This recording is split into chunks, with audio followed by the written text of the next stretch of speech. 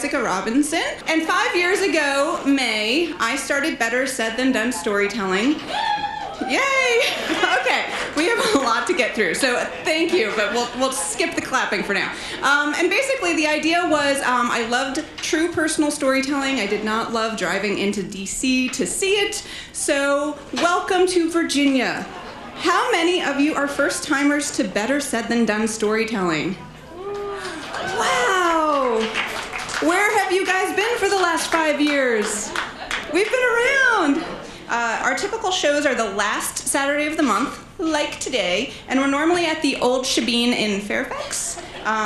If you know it, we're in the downstairs area. It's right across from George Mason. Now, we don't normally have a contest. Storytelling is normally a very friendly kind of a thing, but if any fisticuffs break out tonight, whoever wins should get your vote. Every month we have a different theme, and the storytellers tell a true personal story about that month's theme. We don't really have an official theme tonight since it's a special storytelling contest, but I did call the show Best in Show. 1, because I love dogs, and 2, because I guess that's what I think of the storytellers as. Sorry guys. Since this is a contest and I didn't want to give anyone undue favor, we drew names randomly. All the storytellers are lined up alphabetically as they appear on your ballots. But the lineup was a random drawing, and the first lineup, the first to come to the mic, is David Supley Foxworth, and since I have to introduce everyone quickly and can't give full bios about everyone, instead I decided just to ask every storyteller, if you were a dog, what kind would you be?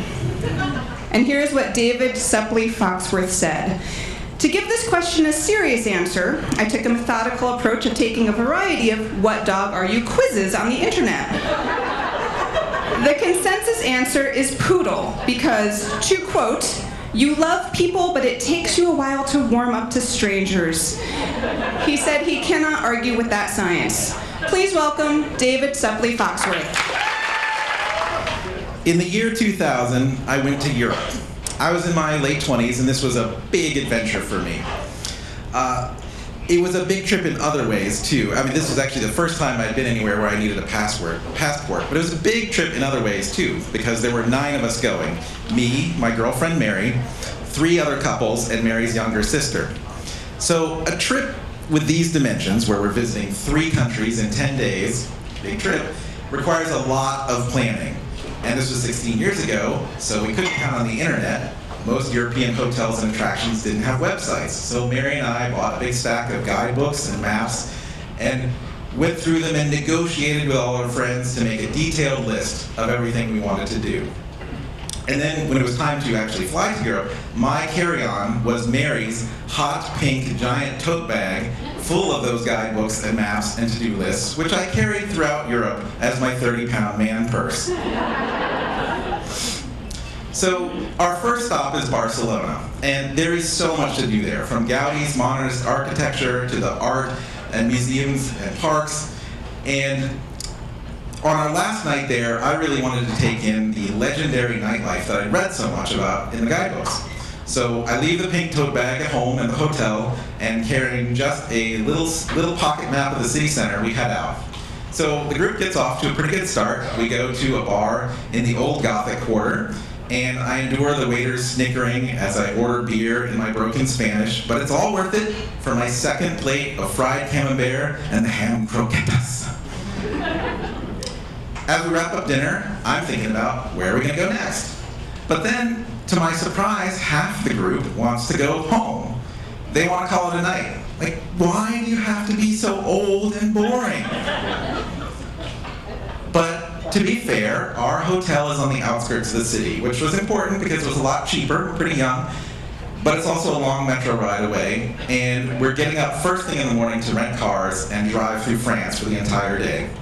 But despite my 7 a.m. wake-up call, I am not ready to say goodbye to Barcelona yet. So 4 of them head home, and 5 of us head to La Rambla, which is a wide street down the center of the city that's lined with bars and cafes that spill out onto the sidewalks. And having no guidebooks, we just look for a place that's busy, because we figured that's a sign that it's good, and we sit down and start ordering tapas and beer.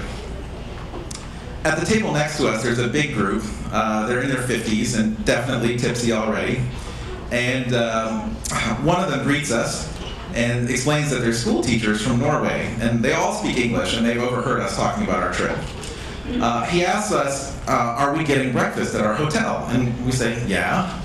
And he says that they're surprised to find that on their bill, there was a charge for 1,000 pesetas each day for each of them. And when they looked up the words in their Norwegian-Spanish dictionary, it's for morning bread. And so then the Norwegian leader asks us, so do you say this in America, or is it just in Norway? When a man wakes up in the morning, he may feel a certain stiffness in a part of his body. We call this morning bread because the bread rises in the morning.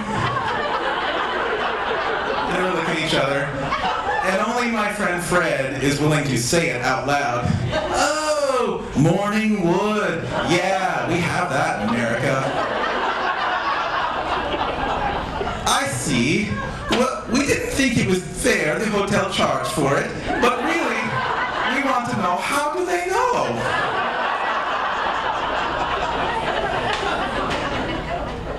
So, it's a little awkward and embarrassing to have people my parents' age telling me dirty jokes in a bar, but I figured just go with it. I've just met people from another country, they're very nice, and I've learned something our two cultures share in common.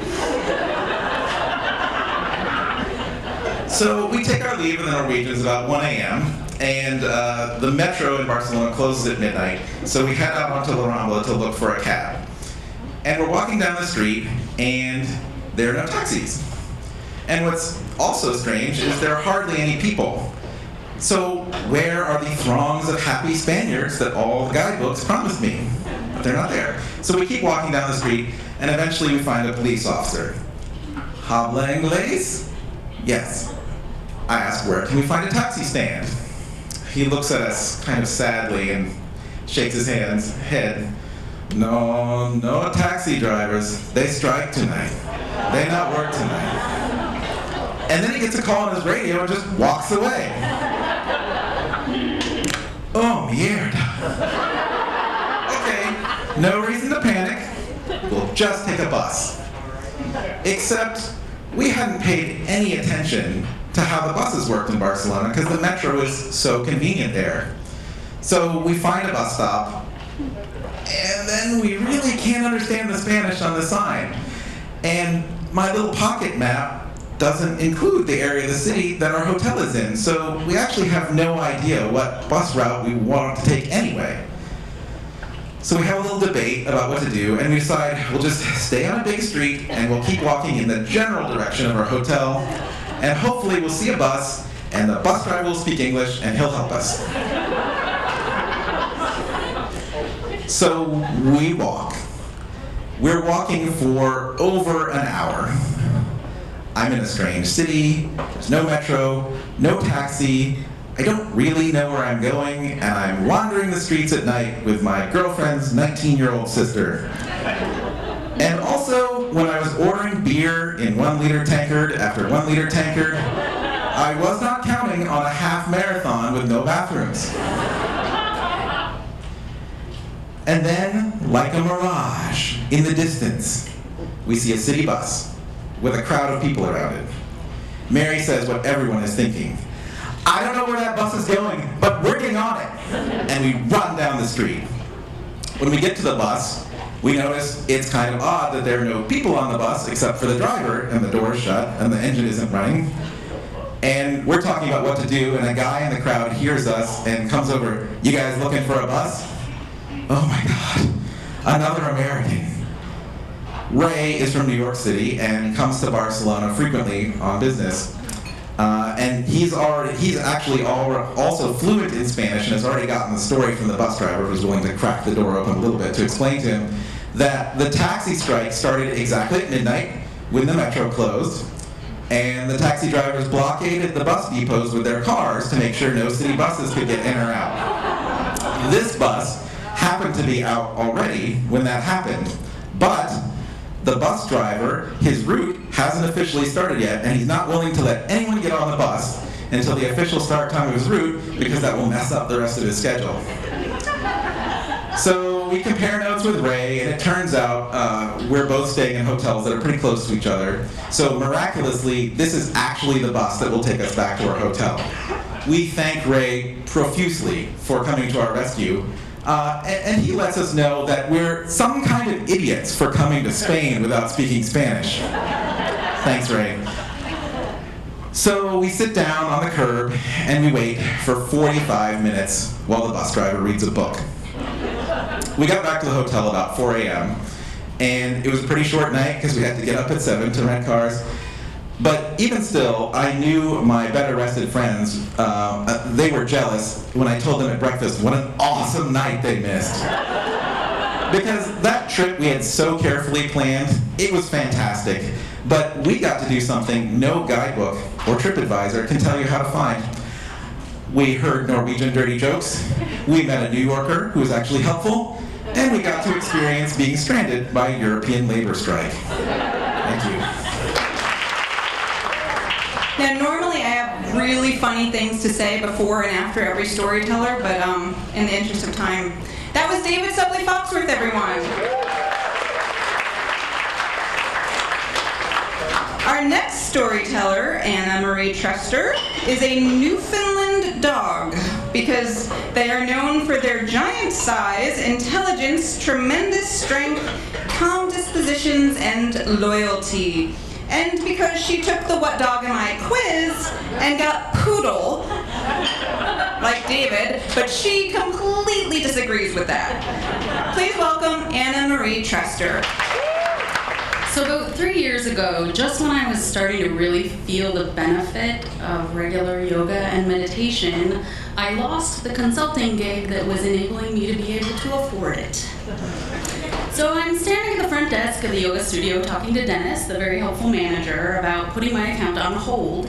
And the front desk of our yoga studio is in the middle of where people take on and off their shoes, so everyone's kind of up in your business. And I'm talking to Dennis, and he's saying, yeah, it's better to put it on hold because you'll stay in the system, and if there's a free class or some other kind of thing, like you'll find out about it, and you'll stay in the community. And a yogi who just happens to be walking by at this moment says, and yeah, why not put out the positive energy into the universe that maybe your financial situation will take care of itself somehow, right? Err on the side of optimistic thinking.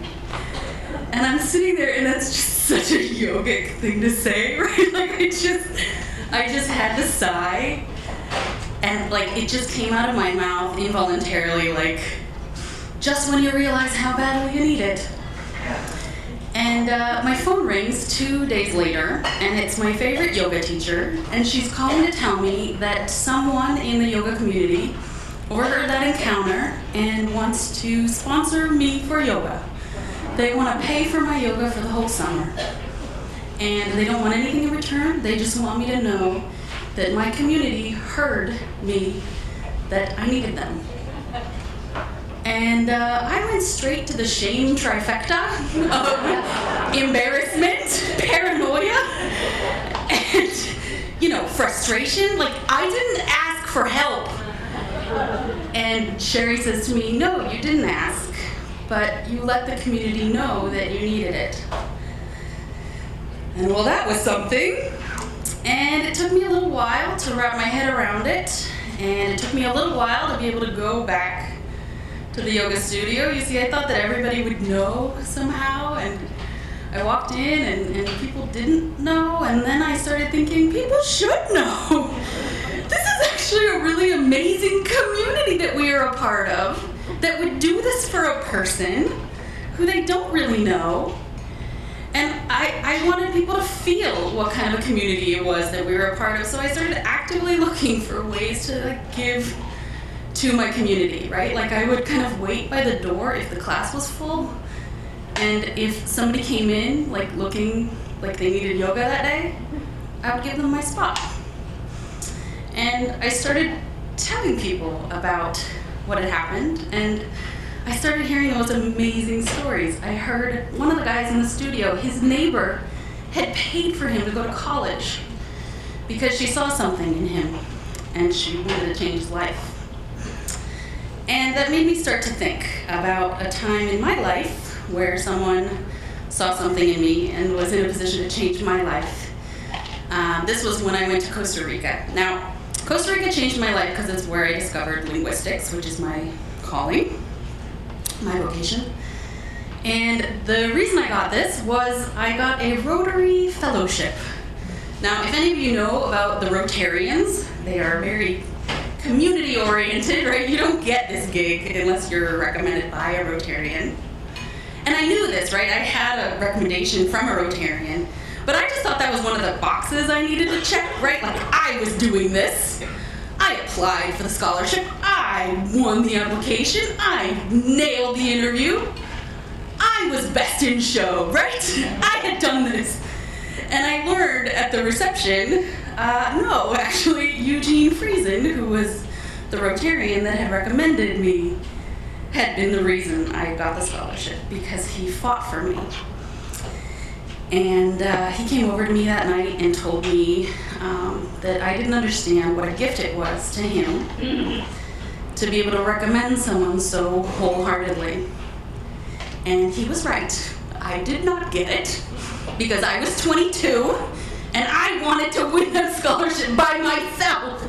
I didn't want to be grateful for my community. But about 2 years later, I couldn't have felt about the situation any more differently.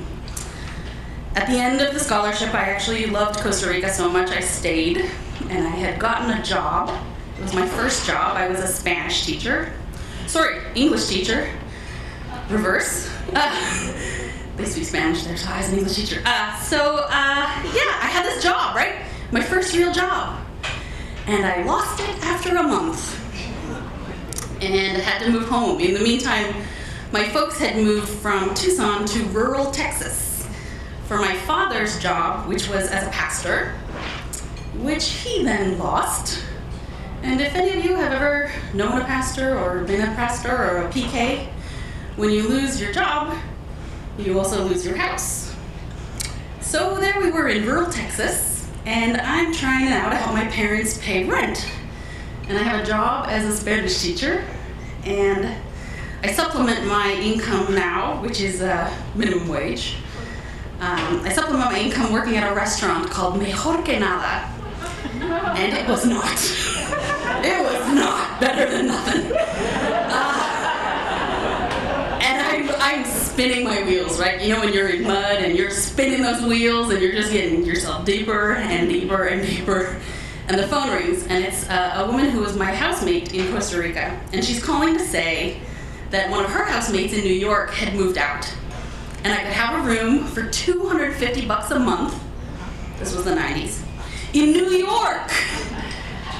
And it would change my life. And I should come.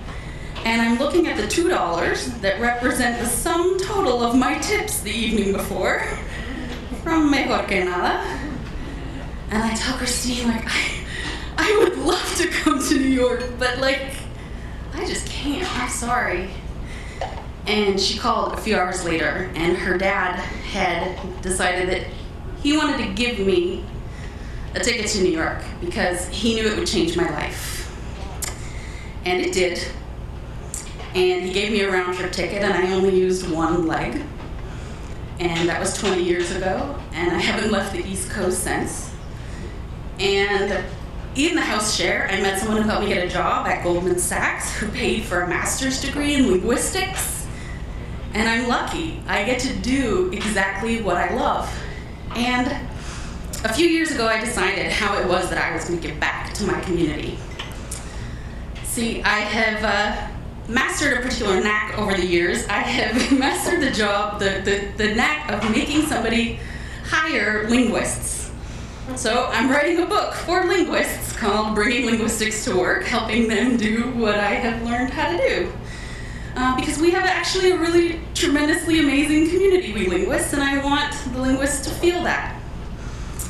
But about a year ago, after I'd been working on the book 3 years and lost 3 different publishers, I realized that stuck in the mud kind of a feeling again. And this time I realized that I could ask for help rather than waiting for somebody to know that I needed it. And I did a crowdsourcing campaign. And the shame trifecta was right there waiting for me. Humiliation, embarrassment, and fear. Right? Was the community gonna hear me? And not only did they fund me to be able to hire an editor and pay for a publisher and go to such exotic locations as New Jersey, but this morning I paid the last payment to my editor. On Tuesday, I am sending the manuscript off to the publisher, and I can't wait to see what's next. Thank you. Anna Marie Trester. Dustin Fisher would be a dog. That's what he said. And he also added, the kind of dog that doesn't like cats. Please welcome Dustin Fisher. Thank you, Jessica. Dustin Fisher, #1 in your program, #1 in your hearts. So when I left my low-paying university position for a no-paying volunteer position as a stay-at-home dad, I knew there would be hurdles. For example, now without an income, there's no sense in me having a bank account. So my only access to money was our joint account. And it was not odd for my wife to get home from work and ask, "So, Dustin, what exactly is it that you spent $3.29 on at CVS?" And she knows what it was. You all know what it was. It was a bag of Milano cookies. That, yes, I ate the entire thing before she got home, and maybe I put it a little further down in the trash can than I needed to try to hide the evidence, which apparently I didn't even need to do because there is no financial freedom for me at all anymore. Also, I can no longer feign a cough on a random sunny Thursday and go golfing with my friends because there are no sick days. I can't get my hair cut on a random lunch hour because I have no lunch hours. I have no leave time at all with kids. And also, though joining a workforce that is 96.5% women sounds awesome in one kind of way, it's more like being the only guy at a K.D. Lang concert. Yeah, see, there's an unfortunate gender bias in my line of work that I don't necessarily disagree with. Okay, it's, all the at-home mom groups in the DC area, they don't allow dads, because guys can be creepy. I'm sorry, I am one. So it's best just to avoid us as a whole. And okay, I get that, but like occasionally, I wish there was, and there is of note, an at-home dads group. But with 3.5% of the population comes 3.5% of the opportunity. And by now, I just assumed that I would have, met a nice mom, gotten in her good graces, and infiltrated their private little group like Jane Goodall. In this case, of course, I am the scientist, and the at-home moms in the DC group are the chimpanzees. I suppose it's possible I lack the charm necessary to pull this off. Yeah, and at the heart of the issue is, I would basically have to ask out a married woman on a date, okay? That is not my forte, okay? I can't, I'm bad enough at the regular asking out as it is. Like, I don't know, like I have a wife and kids, but despite that, I still have a crippling fear of both rejection and women. Like, I can't, and what does that step even look like? Are we both out at the playground, watching our kids? And so I see your son is walking quite well. How old is he? He's 15 months. Great. Mabel's 14 months. She's climbing on everything, but So say, since we both have kids about the same age, how about I come over to your place with some Legos and wine and we see what happens? No, that's not it. So, and they're all so quick to tell me how great it is that I'm being a stay-at-home dad and the number of increasing at-home dads and how great of a positive male role model Mabel's gonna have, and I'm letting my wife concentrate on her career, but no, you can't join our private little group. How silly of you to ask. So, and it's because it's easier, I understand, it's like, what happens if we're out, for example, at one of these play dates and one of the women needs to breastfeed, okay? And I know it's a natural thing, and it's, but if we're at, I see it at restaurants all the time, but if it's a private group, is it different? Like what happened? I've been at the playground, and, I'm watching Mabel push her little lawnmower across the grass, and I'm talking to one of the moms, and it's like 10 seconds before I even realize that there's a baby under there, like just breastfeeding. Like they're so covert, it's amazing. And now all of a sudden I'm in shock. Okay, I don't know where to look. Do I stare at my shoes? Do I just stare right at the sun? I don't, feign a hay fever. I don't know, or stare right at her, like intensely, like making sure that my eyes don't go anywhere other than right. Like that's creepy. Okay, and I know that it's not her at all. She's not, she's not breastfeeding at me. Her kid's hungry. I get it. Okay, but it's me. Now I've made the situation all weird. So yeah, it's best just to avoid us as a whole. I get it, and it's unfortunate. And there was, my buddy asked me, so why do you feel the need at all to even have a play date? Isn't it enough just to have your kids with you all times? And, yeah, okay, but my world is aglow. Every minute is a gift, etc., etc. But wouldn't it be nicer if there was somebody else like there, like somebody that could form complete sentences, for example, I could talk to, I say yes, more glow. Let's go. But and these play groups, these play dates, though organized because of our kids, they're not necessarily for them. Okay, because I thought they would be, but it's, Mabel, I don't even know if she's done eating or just likes the sound asparagus makes when it hits the ground. I think I'm going to figure out if she doesn't feel like she has compatible values with this other child. So on we move. And back in high school, I had a conversation with a friend of mine and about relationships. And he said, Dust, why you don't have a girlfriend? No, jerk. Why don't you tell me? He said, it's because you don't ask. Okay, he had a point. As did my wife when she said the same thing about this situation. I'm like, honey, yeah, I know, but it's like asking another woman out, and I don't, I'm not good. It took me like 3 months just to ask you, what do you think is going to happen on one of these play dates? But no, honey, I know. No, it's just, it's awkward, okay? There's still a woman, I need to ask her to go, and I don't have as much hair as I did when I met you. What are you talking about? I don't know. So I decided to go for it one day. The heck with it. I was at the playground. I overheard one of the moms talking about her mom blog, and I'm like, I have a dad blog. DaddyNeedsANap.com, for those of you with the internet. And so I went up to her, I tapped her on the shoulder, said, so I overheard that you have a mom blog. What's your website address? And what followed was 7.5 hours of silence, okay? It was just like I was asking Katie McAllister to the prom again. I was like, I thought I was helping, I know I have a blog, I could use all the traffic I could get. I was, but she just furrowed her brow and shrugged her shoulders and looked at her friend. I felt like I was asking for like her gynecologist phone number. I'm like, come on, so she reluctantly told me what her website address was, if only to get me to go away. And I told her that I had a blog, and she didn't ask for my address. And just as if, I just mentioned it just to make sure she didn't think I was stalking her or anything. And I proceeded to never see her again. She started going to a different local playground. And I know that because I've been reading her website, apparently stalking her, affirming all the reasons that moms have for not letting us into their private groups. See, creepy.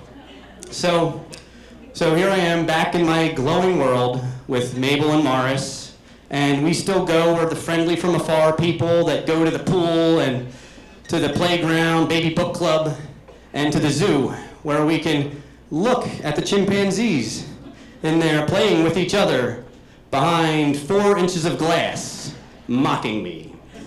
Thank you. That was Dustin Fisher, everyone. Our next storyteller, Ann Thomas, said she would be a golden lab because they're happy, smart, and don't drool too much. Please welcome Ann Thomas. Have you ever noticed that when Dr. Charles Xavier of the X-Men movies cruises down the hallway in his badass titanium wheelchair, nobody stares at him, gives him a second look, or even bats an eye? Well, I am here to tell you that that is not true to life. Unlike the rest of the mutant superhero franchise. When I first became disabled in 1976, everywhere I went, the mall, the supermarket, a restaurant, people stared at me like I was some kind of mutant. And it hurt. I felt excluded, separate, and apart from everyone else, only able to watch people having fun at a distance. Well, when I got out of the X Mansion, also known as rehab, I went to visit my older sister Marilyn in California, because California's a liberal state, right? It's gotta be better there. Well, we decided to go to this wine festival. They have a grape stomp feature where people can step in grapes and squish them between their toes, and that sounds like a lot of fun. Until we get there, and then as soon as I get out of the car, people start staring at me. Okay, this was back in the 70s, and there were no curb cuts, no handicap ramps, no bathrooms, so, it really was kind of unusual to see anybody out and about in a wheelchair, especially someone as young as me at 19. So Marilyn starts pushing me in my big old clunker steel wheelchair over the knobby festival grounds. We make our way around the food tent, and we pick a spot just opposite the music stage, which has the grape stomping area in front of it. So, we're close enough to see all the action, but far enough away to stay away from the splattering grapes. And it's not long before I notice people are sort of nudging each other and pointing at me. Pointing is new. And it really pisses me off because now I'm really being singled out. Well, then, I think perhaps it's because I can't stomp grapes, right? But I can roll the shit out of them. I have 4 wheels with serious tread that'll squish those grapes into foamy submission in no time. I'm practically a human mix master. Talk about superpowers. Well, people are taking off their shoes and rolling off their pants and stepping into that grape stomping vat, and man, they are singing and throwing grapes and having mock wrestling contests. I mean, this crowd is getting less and less inhibited by the minute. Well, then one of the pointers comes over, mumbles something that sounds like Anne, and then says, "Oh, I hope you don't mind if I take my photo with you." And before I can answer, she's leaned over, got her arm around me, and her friend snaps a photo. I fall back on politeness and paste, a really polite smile on my face, but inside I am seething. How does she know my name? And why the hell does she want a picture with me? Is this a California thing? I look at my sister Marilyn, she just shrugs. Well then, a family of 4 comes over and takes a photo. And now people are lining up for photos. This is crazy. I'm just a regular person who happens to sit down all the time. I mean, if this keeps up, I'm gonna be able to sell Marvel Comics on a whole new superhero, Wheelchair Woman. In addition to being a human mix master, her greatest power is that she is totally normal and can relate to all other human beings. Except, of course, in this moment, in the face of obvious ridicule, when Wheelchair Woman is going to go Wolverine on these people and give them a few choice words about etiquette. And then somebody hands me this flyer. I'm like, now what? Come to the Grape Stomp Wine Festival, a fundraiser for high school senior Angela Doyle, who was seriously injured in a car accident and needs financial assistance. Holy shit. This is not National Make Fun of the Handicap Day. These people think I'm Angela. I mean, we're about the same age. We both had a serious car accident. Suddenly, I feel kind of famous. But now what do? Become Mystique, the blue shapeshifter, and pretend I'm Angela? I mean, Angela must kind of look like me, right? Unless nobody's ever met her before. In which case, what a great community for turning out to support her. I bet if I do a really good job being Angela, I could raise money for her. Or I could really screw it up and nobody gives her any money, and then she can't pay her hospital bills, And then she's homeless on the street with a tin cup and a scruffy old three-legged dog as her only companion. I think, no, I gotta go down to the stage and tell people this is not right. But before I can do that, this bare-chested man steps out of the grape vat and he walks up to me slowly with 2 handfuls of grapes. Why is this man coming forward towards me? And what is he gonna do with those grapes? He wouldn't make me eat them, would he? Ew, that'd be like eating dirty feet. He wouldn't do that to Angela, would he? Actually, I don't know a thing about Angela. Is she an honor student? A stoner? A born-again Christian? Heck, all 3. Just as his hands come up to my face, they part and he slaps them against my cheek. And cold grapes ooze down my neck and into the front of my white blouse, leaving dark purple stains. And I freeze. What does this mean? Are they making fun of me? Are they making me one of them? And then 4 really happy men grape stompers step out of the vat and come towards me, and each of them grabs one of my arms and my legs and starts to lift me out of the chair. And I think, holy shit, are they gonna put me in that vat?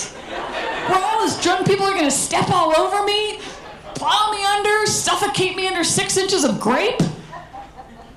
The men smile mischievously. The crowd roars. That's exactly what they're gonna do. They're including me! I'm gonna be an honorary stomper. I'm so excited. This is like the best thing ever. So what if they step all over me, break my bones, and kill me? My family will understand. And then the men start carrying me towards the grape vat, and my sister races around in front, throws her arm up and says, "Stop. Angela has to go home now." Well, maybe not.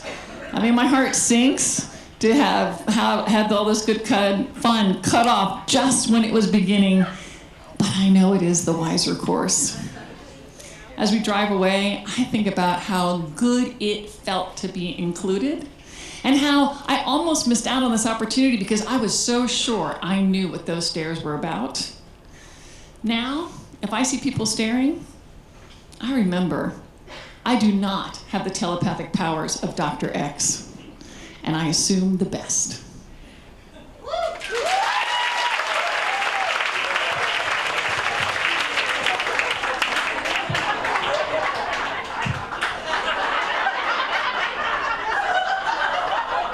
So everyone, that was Angela. Remember, if you're voting, that's Angela. And Thomas, everyone. Our last storyteller before we take a little break for me to talk more is Brent Hurd, and he also took an internet quiz. Apparently there's this thing called the internet, and there's quizzes on there. And the internet quiz said, I would be a Chihuahua, but I'm more partial to standard poodles. Brent Hurd, everyone. Well, it's hard to find humor in dying, but when you think you're gonna die, you need humor. And this story is about a time that I was very close to death. I was in Houston, Texas, where I go quite often because I work for the space program. And I had worked all day so I could take the last flight home. So I got to the airport, turned my car in, got myself just a little bite to eat, got on the plane so I could make it back to Virginia by about midnight. As soon as I got on the plane, though, I started getting these sick feelings. I was shaking, I was sweating, but I had this sensation that I was exploding. I was being pumped up.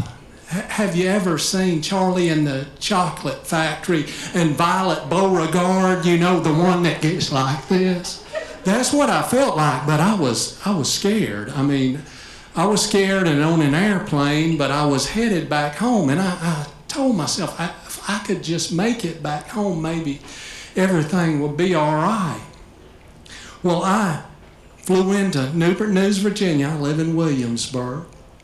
I was waiting for the Oompa Loompas there to get ready to juice me. I mean, I needed some kind of humor because literally I felt like I was going to die. I mean, it was not good. So I got in my car at this time and I drove toward home. All the time I was sweating. I was still feeling like something was pumping me up like a bicycle pump. Well, I got home, and the first thing that I wanted to do was sneak inside and see if I could figure out what was wrong with me. So, sure enough, it was around midnight, a little after midnight. I didn't want to wake my family up. I snuck up to my office. My office is right by my wife and I's bedroom. I got in there. I pulled my pants down and I got on the internet and I started looking. I was looking at my legs and sure enough, they were about 3 times the size. And so I was looking up swollen legs and all these things. Now, it's after midnight. My pants are down around my ankles. My wife opens the door and she says, "You know, what are you doing?" I didn't say, "What does it look like I'm doing?" I said, "I think I'm dying." That's what and I did. I looked at my legs. She looked at my legs and she said, "You know, you might very well be dying." I mean, you got to understand, I got some nice legs, but you look down there and they were literally 3 times the size and you get worried. You know, I had 3 children in the house. So anyway, we got on the phone and we called her daddy, who's a physician, a wonderful physician. He's back home in Alabama. Of course, woke him up, got him out of the bed, told him what was going on with me, that my legs was blowing up and I had these sensations that I was being. He said, "You know, it sounds like it could be something like liver failure, kidney failure." And you say to yourself, "Oh God, I'm just, by this time I'm down on the floor and all sprawled out." So he said, "You got to get him to the emergency room." Well, she couldn't take me to the emergency room because somebody had to be there to explain to my children how I had blown up like Violet Beauregard. So I called the local police department. We got a little community police department. Say, "Could y'all take me down to the hospital? I don't want to make a big fuss of this because I didn't want my children to see me going out in an ambulance." They said, "No, we got to send an ambulance." I said, "I don't want an ambulance." So the only thing I could think of is I've got a buddy who lives a couple of doors, not a couple of doors, but a couple of streets over. He's a retired colonel. He'd been in all kinds of combat situations, flown helicopters. He's seen all kinds of bad stuff. I called him on the phone and I said, "Could you come over and take me to the emergency room?" Remember, he was asleep. He answered the phone in 2 rings. He was over there in less than 5 minutes. The first thing he told me is, "You look like crap." But he didn't say crap. He used these army words, and y'all know what I mean, but I'm just not going to use those because my wife and children are over there, so I'm not going to tell you those. But so I got into his car. All the way to the hospital, he's saying, "You look like crap." Well, when he's not cussing and stuff like that, my buddy, the retired colonel, he's Catholic, so I sincerely thought I was dying. So I started on the way to the hospital confessing to him everything I've ever done. So, I wanted my children to know that they loved me. I wanted my wife, that I loved them. I wanted my wife to know. And I told him a lot of stuff that I'd done. Of course, I'm not going to repeat that here. But again, we got to the hospital. And when we got to the hospital, they looked at me and they said, this is bad. It was bad. I was sweating. It was just, oh gosh. So, and at this time of night in the Williamsburg hospital, they took me on back in about 3 or 4 minutes, and I had this little Indian doctor, and I looked at him, I said, "This is good," because, I don't know, he was happy to see me, and he was very interested. They hooked me up to all these machines. and it looked like Chernobyl or something. Chernobyl or something had blown up, and all these machines started lighting up, and my blood pressure, my heart, everything. It was absolutely just, I was scared to death. They had these little sticky things on. My buddy was still sitting over there saying, "You look like crap."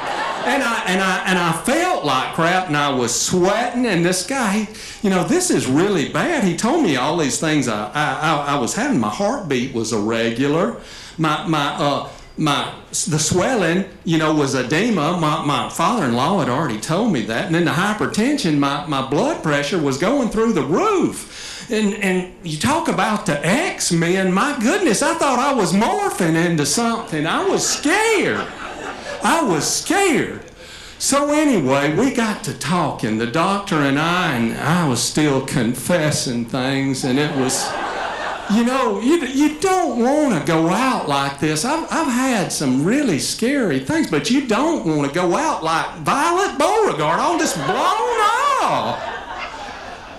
Well, he said, "Well, what did you have to eat today?" And I said, "I worked straight through. I wanted to go home." And he said, did you have anything?" And I said, "Well, yeah."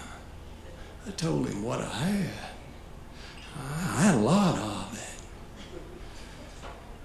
And he came back. He first of all, he went and looked in his books. And I butcher these words, but I'm going to give it a shot. I had overdosed on glycerisa glabra. I had overdosed on licorice, okay? I had been eating licorice all day long. I had eaten about, oh gosh, if you've ever seen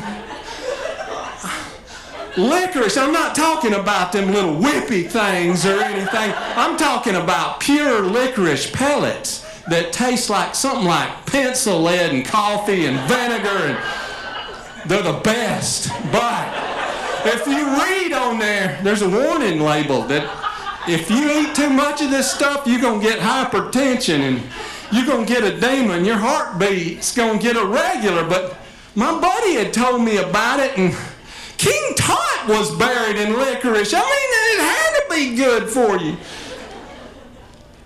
To my knowledge, I'm the only person that has ever overdosed on licorice in at least Williamsburg, Virginia, but goodness gracious, it can be done.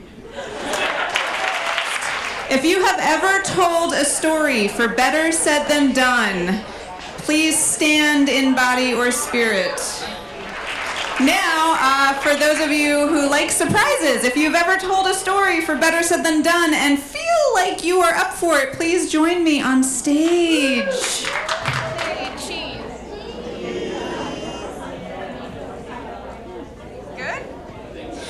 Liezel Munson, you guys know her? She said she would be a Shiba Inu because they are stubborn as hell and full of shapoopy. So please welcome Liezel Munson. When I fell for my first crush, I fell hard. Literally, I fell hard. No, really, I fell off the bleachers.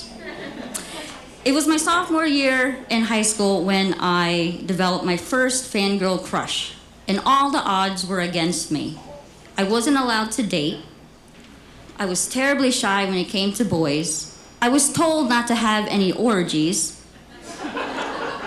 And all the experiences with romance I ever got was from the movies I was obsessed with. Can't Buy Me Love, When Harry Met Sally, Sleepless in Seattle, Die Hard. His name was Rob. He was a year ahead of me. He was popular, athletic, awesome, pale. He was like butt crack pale. I mean, he was very pale. So he was my favorite Irishman. So I nicknamed him Bobby. It was code for redhead I'd like to bed. So the Catholic high school we attended wasn't nearly as big as the public high school that my mother had forbidden me from attending. something around the reasons of not wanting to be a grandmother at 16 or something like that. So the Catholic high school that we attended have about 500 people, including faculty. So it made it easier for me to manipulate chance encounters with Bobby. I'd like to call it weaving the loom of fate, but I guess some people called it stalking. So my first attempt of seduction was when I had commandeered a lounge area near the locker room, and I had displayed all my items, my varsity jacket, my trapper keeper, my water, all over every available space, just so that my raw magnetism would win Bobby over. That or this very extensive scent of CK1 perfume. So knowing full well that Bobby would pass by on his way to baseball practice, I had sprawled myself against the sofa, right? So I had unloosened my polo shirt. Catholic girls have that skirt, so I hiked that up a little bit more. So the love seat, I just sprawled. And I tried to strike this sexy yet casual pose, only I looked more like a fat cat on a skinny sill, or a patient on a gurney, like awaiting for his colonoscopy. I didn't know what I was doing. So when I was thinking about all my moves for Bobby, I was wondering, what will I do that would really attract him, right? So aside from my skirt hiking, I came up with things to do. But since he was taking a long-ass time in the locker room, I had to stall. So now my guilty conscience was, I'm Catholic. I should be focusing on my studies, not on boys, right? So when Bobby finally emerged from that locker room, I had held up my teen magazine, and I peeked over the perfume sample. And just like those cheesy 80s movies, I was like a spy.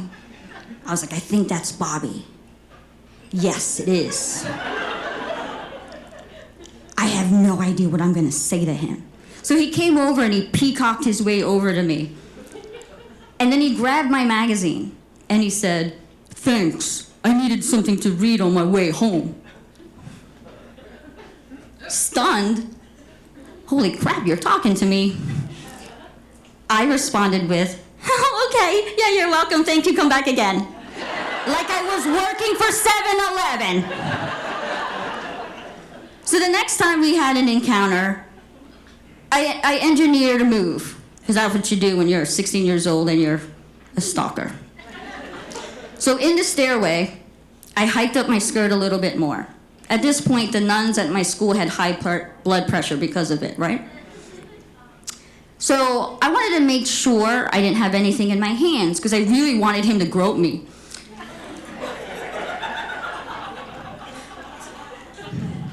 So I put my hair in a ponytail, and I got myself ready. So when Bobby turned the corner, I looked down at him because he was on his way to Spanish. I was on my way down to social studies. He grabbed a pen from my ear, and he said, "Thanks, I needed this one."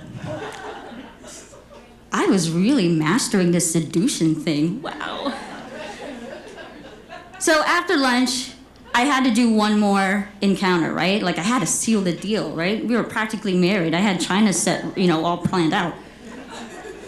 So because I knew where his locker was, stalker, I passed by. And in my mind, I was thinking of all those 80s movies, right? Where we're on the floor laughing because we had just dropped something and we fall passionately and madly in love with each other. Yeah, no, it didn't happen that way. So in all my excitement, when he smiled, it got me all sorts of messed up that when I hit his binder, it hit the kid back right behind him. The kid was a nerd, okay?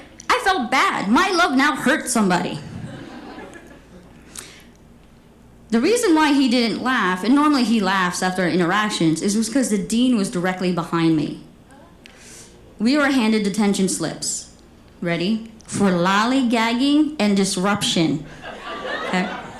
I've never been to detention before. The prompt on the chalkboard said, 1,000-word essay, I know, reasons I will not return to detention. What a great hour that's gonna be.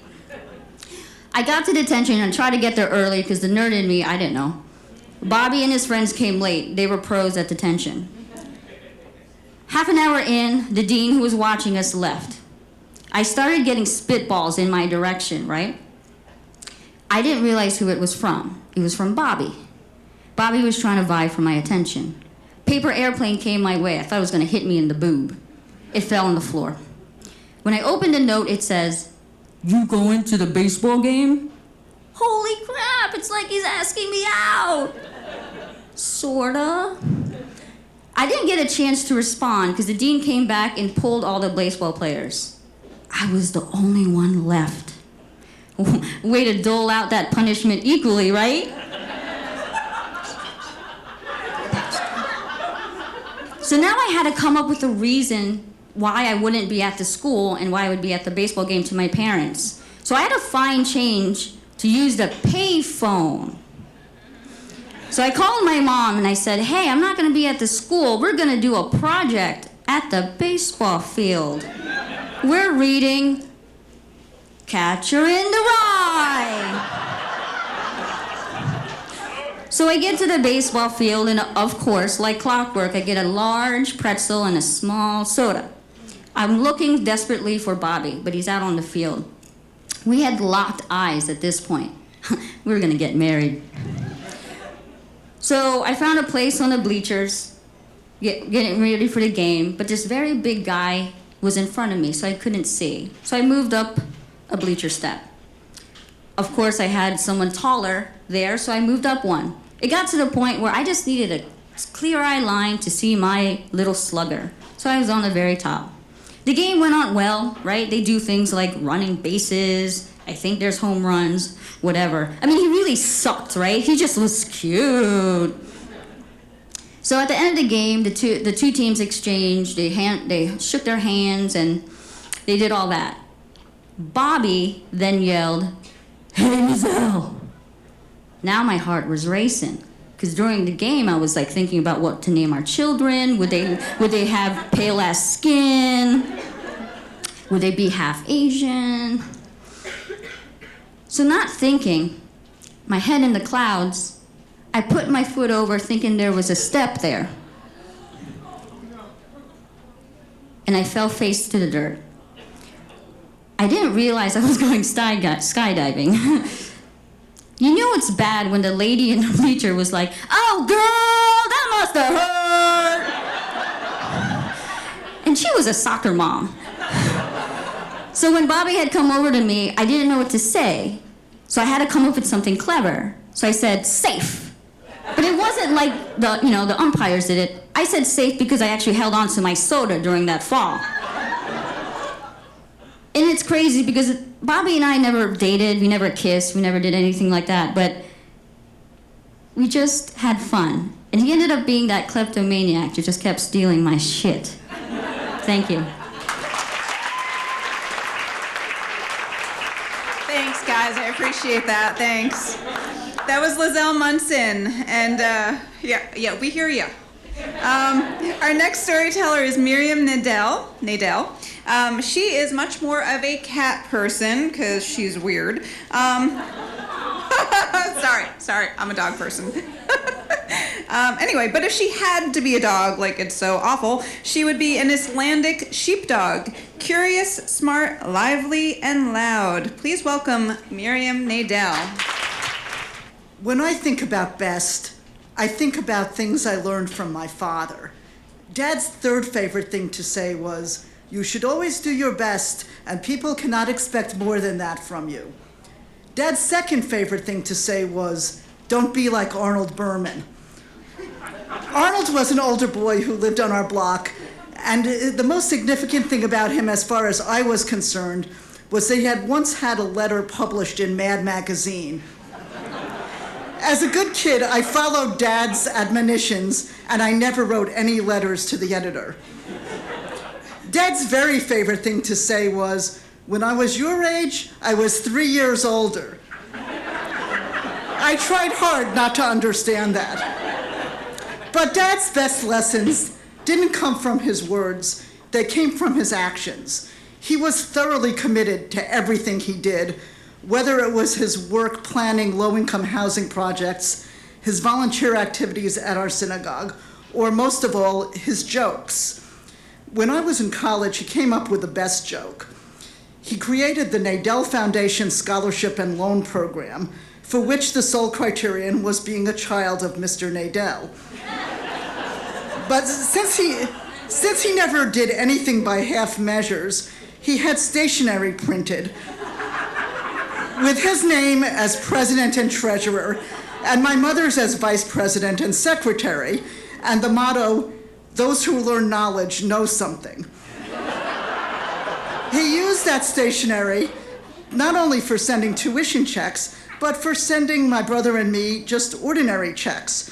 So once I got a letter that said, "The Nadel Foundation, Island Park's foremost educational charity, is pleased to remit the sum of $50 as your distribution from the vice president's investment in a fly-by-night gold mining company.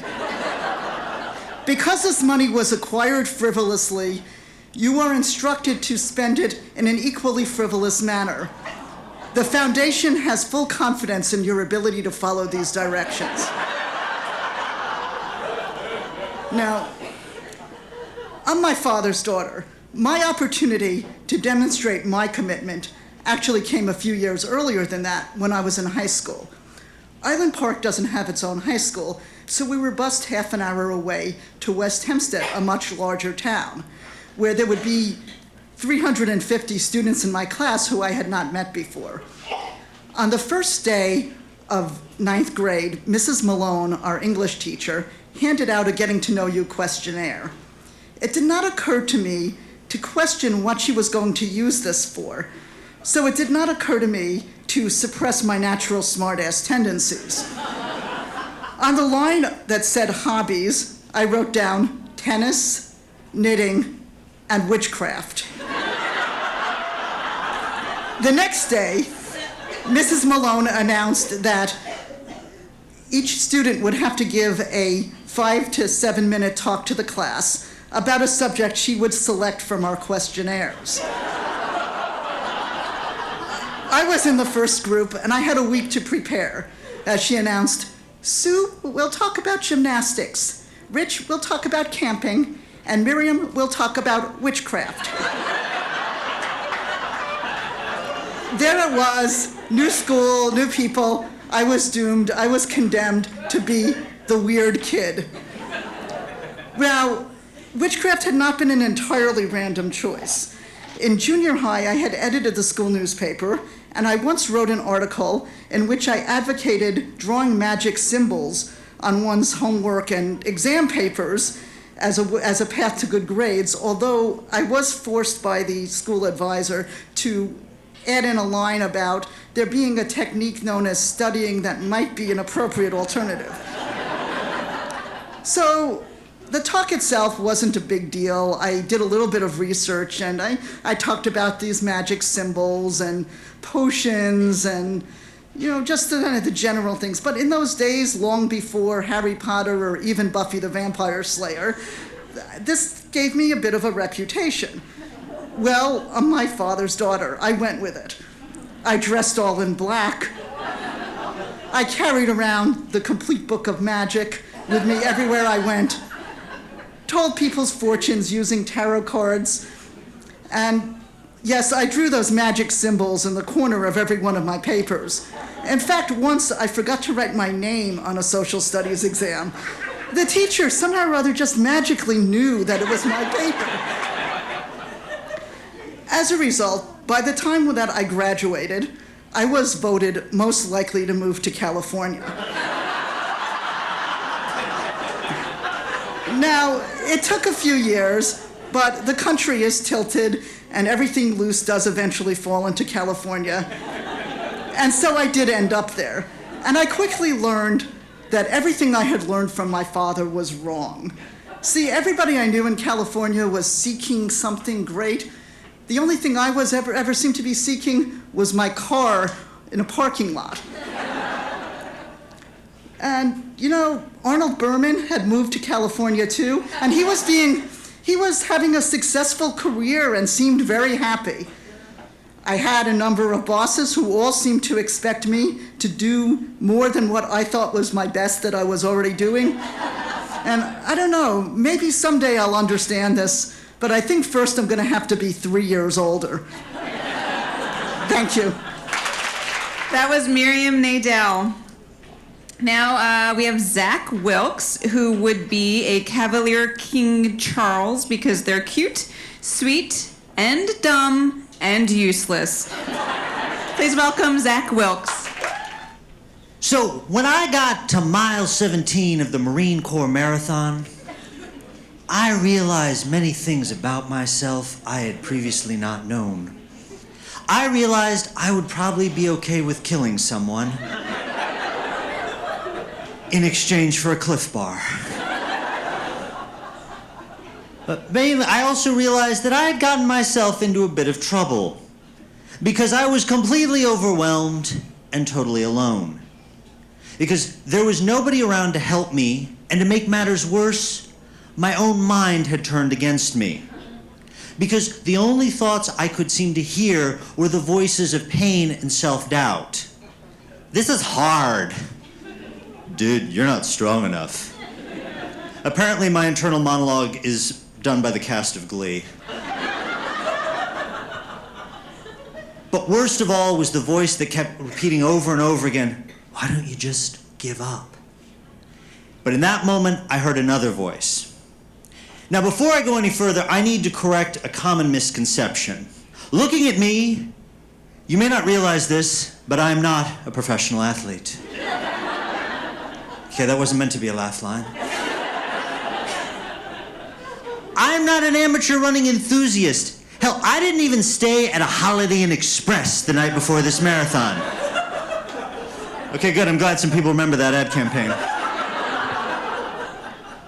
I say all that so you understand that when I got to mile 17, I hit the wall hard because my body has just gone further than it ever thought possible.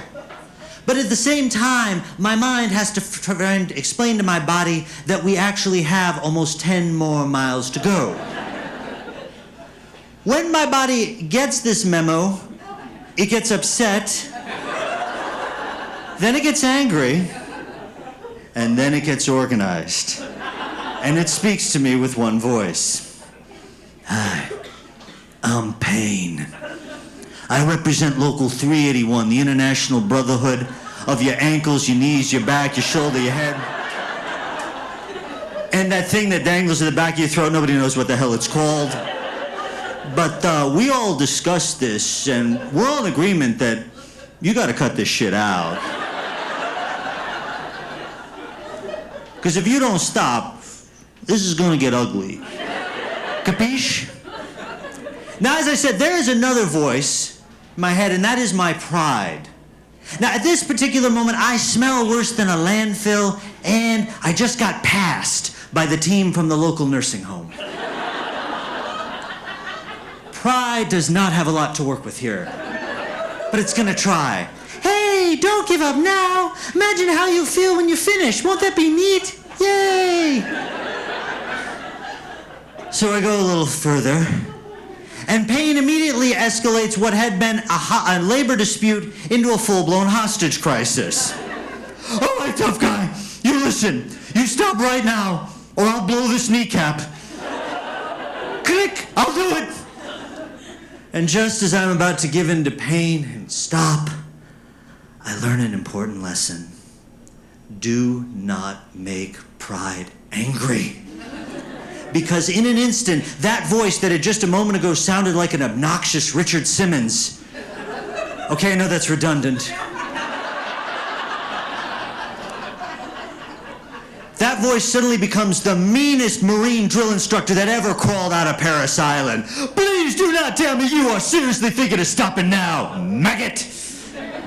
After all those months of training, giving up your Saturdays and running in the rain, if you think I'm about to let you quit now, you are sorely mistaken, mister. I tried to reason with pride. Hey, we've come this far. That's an accomplishment. And I gotta tell you, I'm in a lot of pain here. This last point just makes pride even angrier. You want pain? I will give you pain.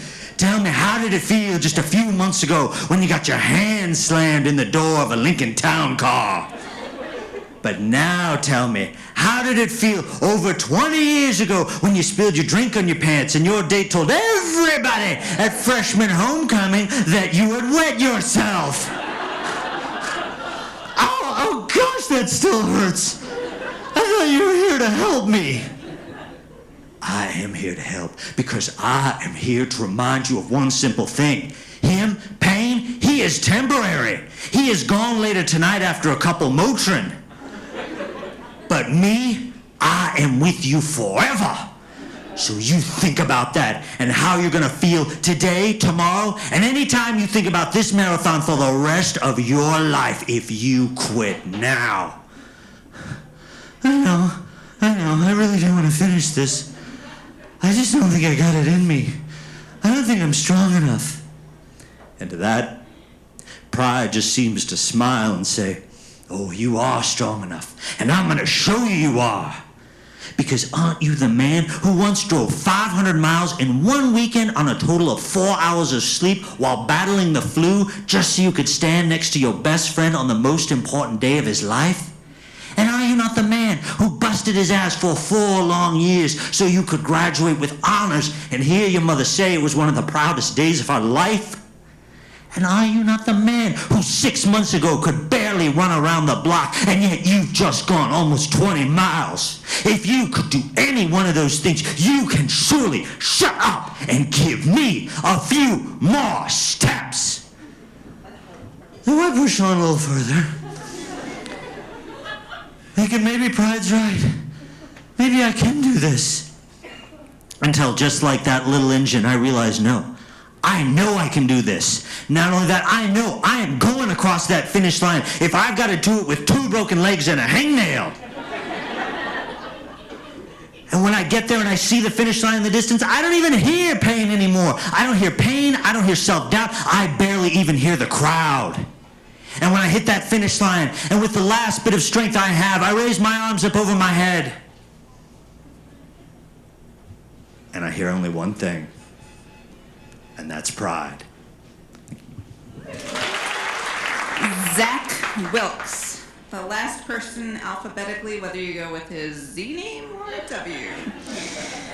Please welcome our next storyteller, Jack Shear. When I asked him what kind of dog he wanted to be, or would be if he had to be, he said, "Can I choose a specific canine? If so, I'd be Crypto the Super Dog." Because I'd be Superman's best friend and I'd have superpowers, which is pretty smart. I mean, good thinking there, Jack.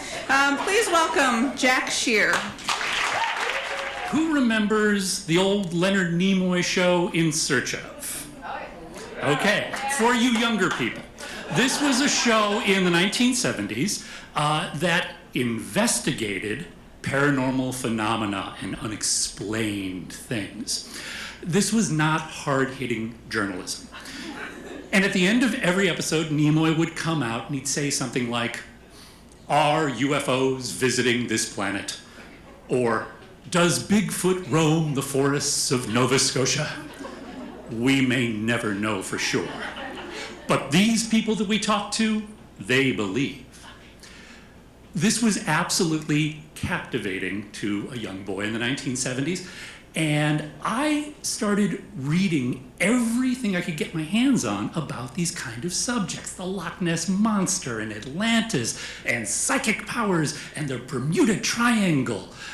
And all of this made me feel that these fantastic things were not impossible. In fact, they were plausible. And I wanted them to be part of my life. So I tried to find anything magical or poetic or paranormal that I could bring into my life. I bought tarot cards. I had a lucky rabbit's foot. I found a $1 coin on the street one day and decided this was my lucky coin. I would flip it to make important decisions. As I continued through school, I learned a few things like how the scientific method works. And Occam's razor, and confirmation bias.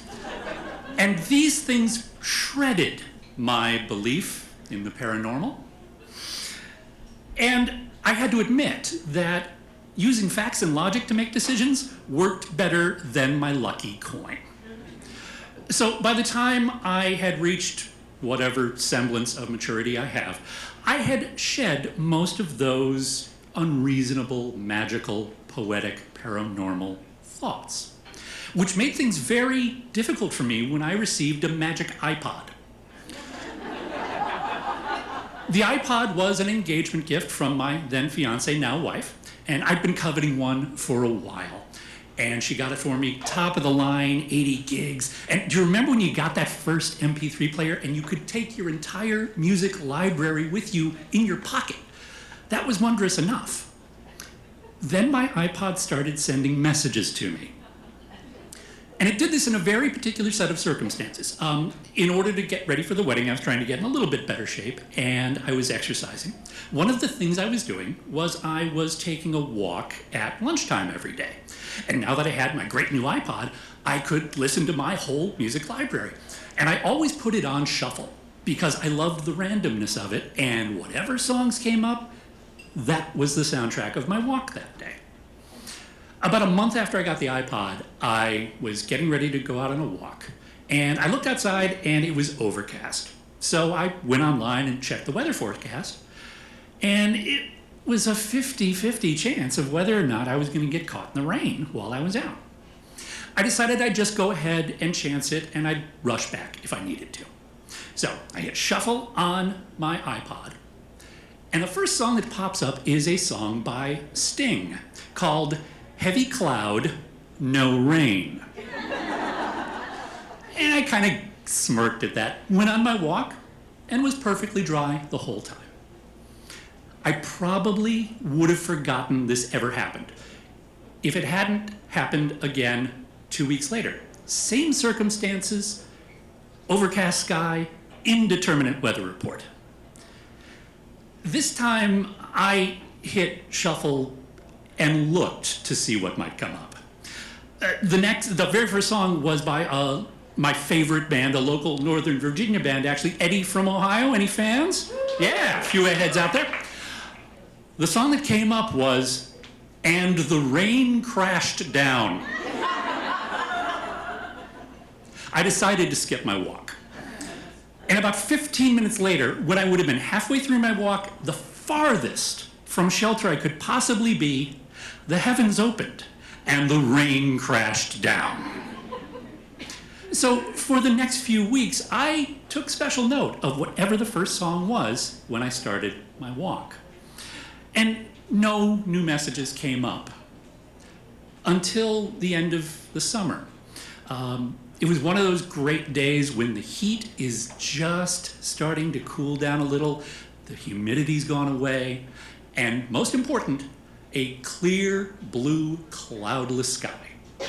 I was eager to get out on my walk, so I'd sort of fallen out of the habit of looking at the next song. I hit shuffle and was somewhat taken aback when Billie Holiday's rendition of Stormy Weather came up. I looked out the window, blue sky. Well, I chuckled to myself again, this time because I realized I'd let myself start thinking in these superstitious ways again. And I made a quick vow not to do that anymore. Got started on the walk, didn't even go 5 minutes, and my iPod shut off. It completely bricked. And I'm standing there with it. It's like, I've only had this thing for like 3 months. And I decided I'm going right back into my office. I'm going to look up on the internet, see if I can fix this or if I need to make an appointment at the Genius Bar. I rush into my office building and almost plow into a friend of mine, a guy named Diego. Now, I'd met Diego doing community theater a few years before. He happened to work in the same building, and I hadn't seen him in a few months. So I apologized profusely to him, and he said, "No, Jack, I am so glad you almost ran me over. I just went by your office. I was trying to find you. This is my last day. I'm about to get in the car and leave. I'm moving to New York tomorrow." If I had waited and stayed in my office when stormy weather came up, Diego would have found me there.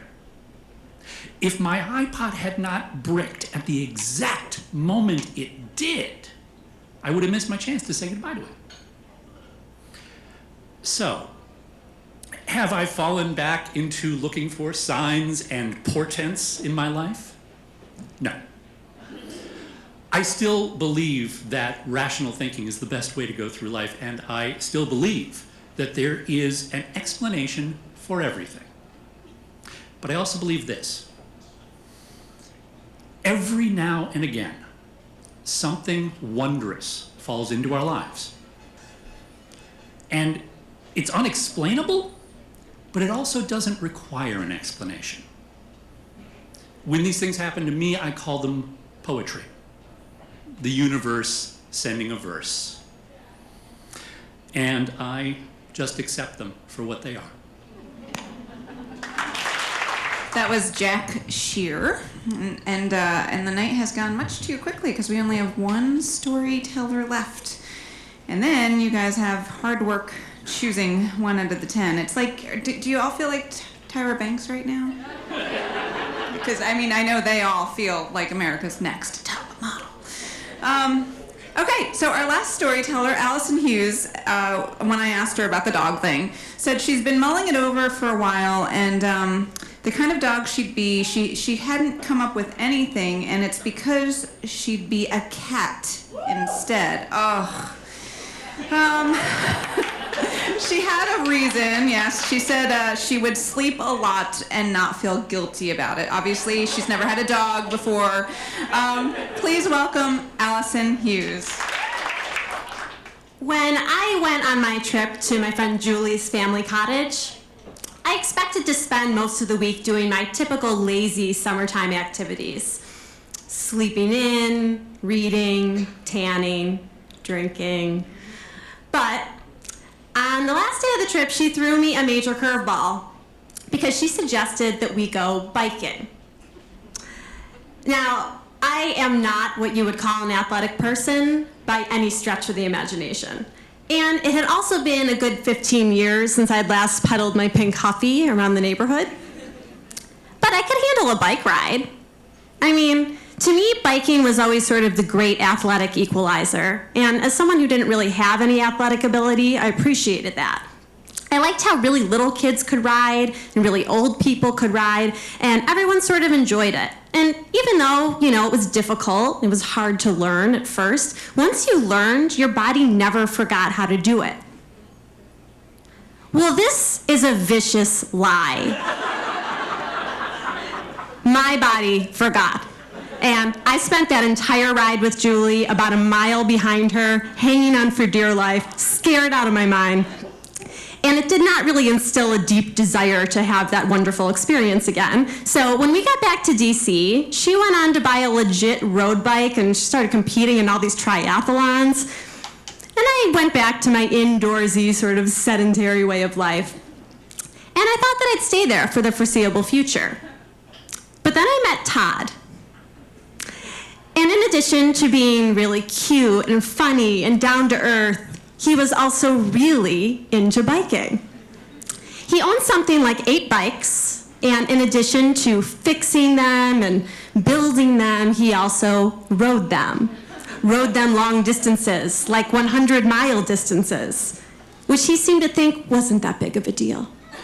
So I was impressed, but really intimidated, because even though it was only one day in, I knew I really liked this guy.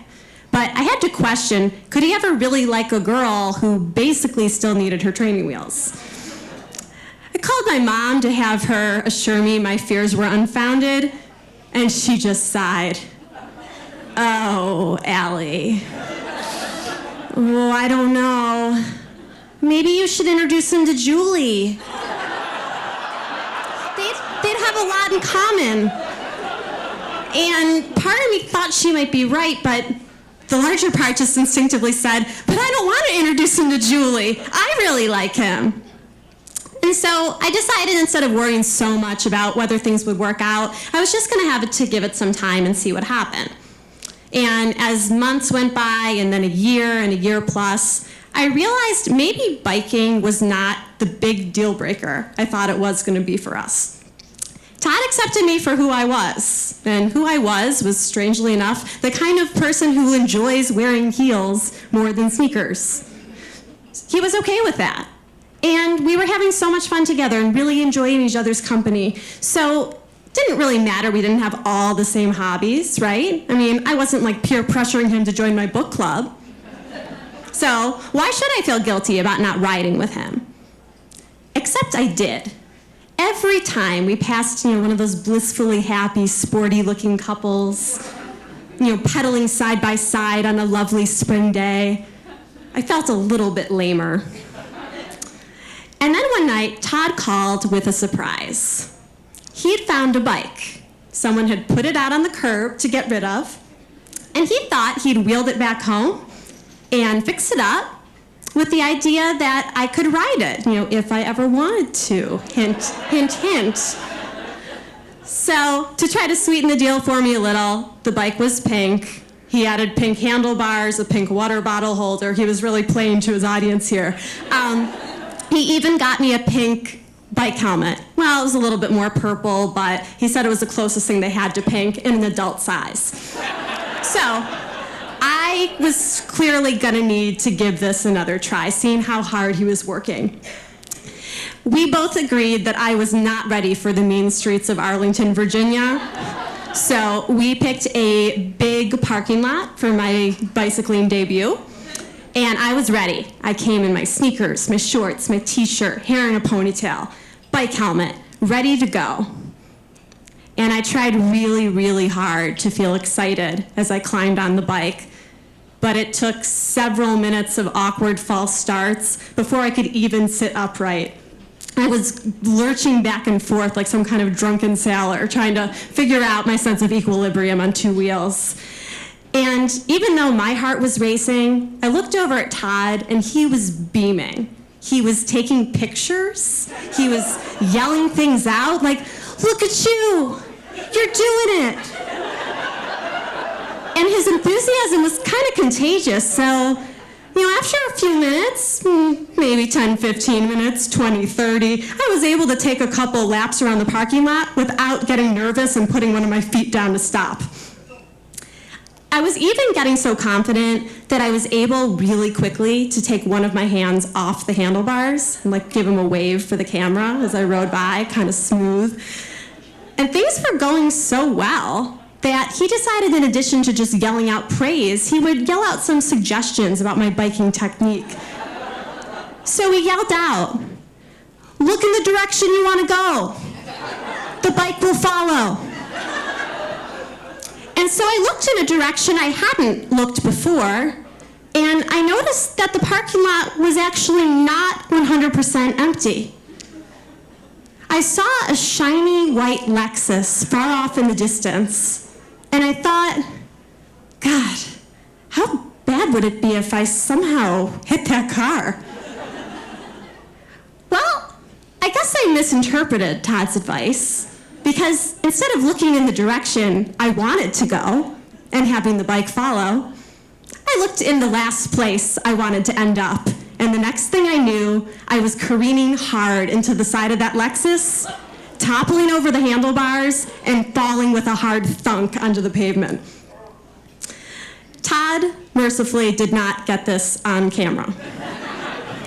He did get over to me faster than I thought humanly possible, and he was very sweet about helping me with my bloody knee and my complete sense of athletic humiliation. I know that there is a God for two reasons. For one, the Lexus was completely unscathed. For two, despite witnessing this literal crash and burn, apparently it sealed the deal for Todd that I was the girl of his dreams, because he proposed about a week later. At our wedding, I surprised him with a custom-designed cake topper, groom riding a bicycle with the bride propped up on the handlebars, which I thought was probably the safest way for us to travel together in the future. I've endured a couple of white-knuckled rides with Todd since then, and someday I sincerely hope to be able to ride a bicycle like 90% of the human population. But But until then, I'm happy to report we have found a way to enjoy this hobby together.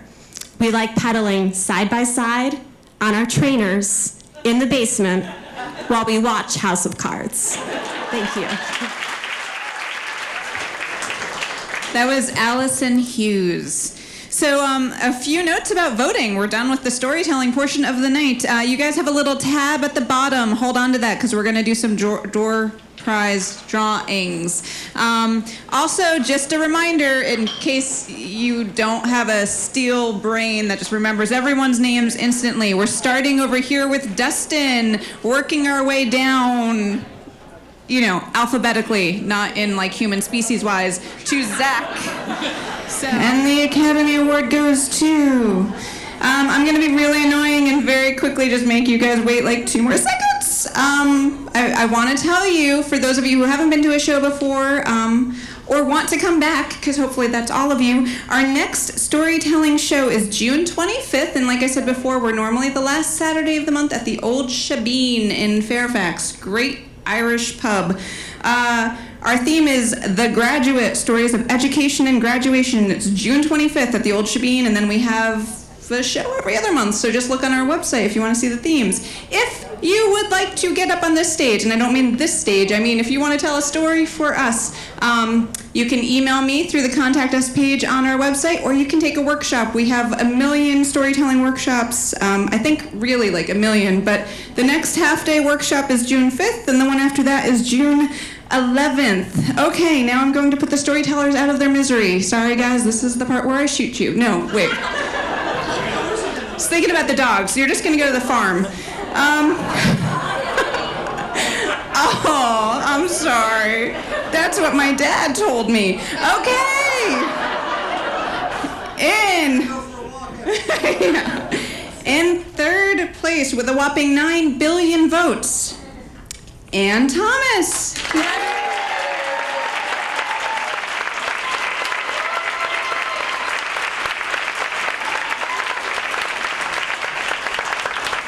In second place with 10 billion votes, Zach Wilkes.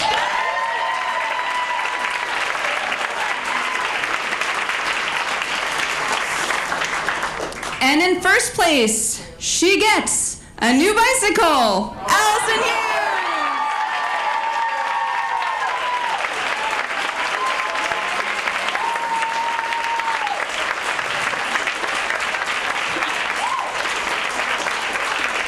Thank you all for voting. Thank you all for coming. And thank you to all of these wonderful storytellers. Thank you. Good night.